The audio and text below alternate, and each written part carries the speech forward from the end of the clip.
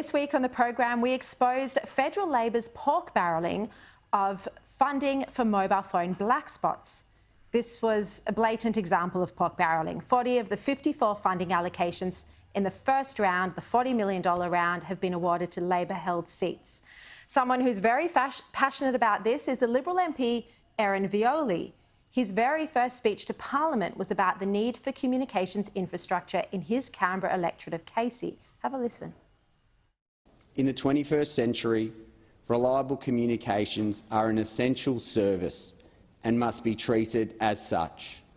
As we undergo a digital revolution, new technology such as satellite communications opens up the possibility that every Australian, regardless of location, can access phone and internet. We must invest in technology to provide reliable access for the safety of our citizens. A working phone line can be the difference between life and death. Aaron Violi joins me now. Aaron, you say life and death because your electorate is in a bushfire zone, and yet it was one of the areas that missed out on funding, while 40 out of the 54 areas that did receive funding were in Labor electorates.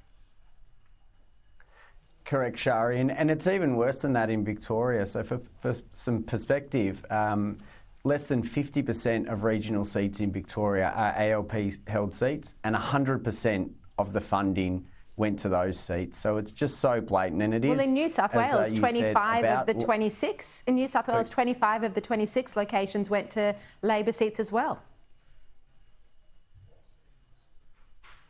Sorry, I've just lost you there. But in my electorate of Casey, it is a significant issue.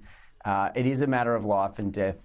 Many residents were impacted by Black Saturday, and you know, the Royal Commission showed that reports, you know, that communications is vital in an emergency. We had the June storms in 2021, which left our communities in the Dandenongs without communications for months, and we had examples of CFA captains having to communicate via text message and not being able to move at all in that situation. So it is significant. It's so disappointing that this government would play politics with something that is so important in an emergency, but also in everyday life for residents in Casey and across regional Australia.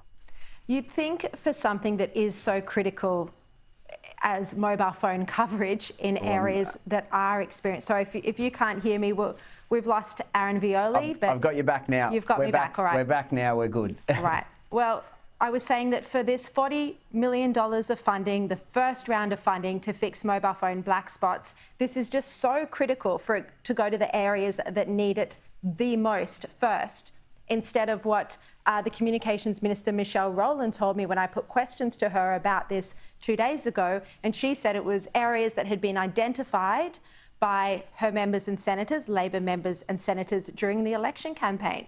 How angry does that make you feel that there has been politics and that some of your, you know, God forbid there should be another Black Saturday bushfire, but that if there is, this is where the funding needs to go first?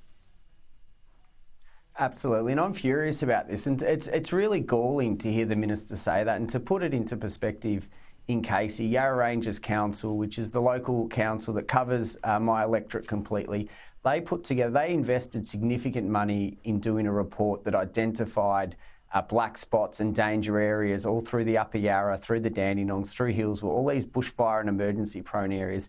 They presented that work and that document to myself and also to the Labor Party. So the minister and the shadow minister at the time, she had this information. She was well aware of the dangers in my community. She was well aware of the black spots. So just to clarify, what date was that when you wrote to her and brought her attention to this?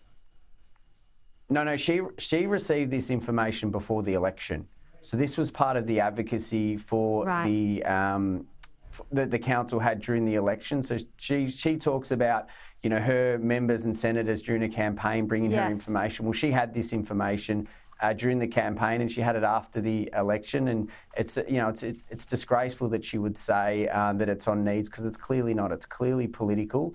And as I said, this should be communications. It's not just about emergencies. That is so vital. But particularly in my region, we've got a lot of areas where families and mums are isolated during the day, and there's a fantastic group called Mums of the Hills up in the Dandenongs that are advocating strongly for improved communications, because they know that their isolation is a risk, and if they can't call people, it's a safety risk every day, and just a way for them to have a better quality of life. Yeah, well, we'll keep raising this, and the Communications Minister, Michelle Rowland, has said she's considering she might come on the show next week to speak about this. Aaron Violi, thank you for your time.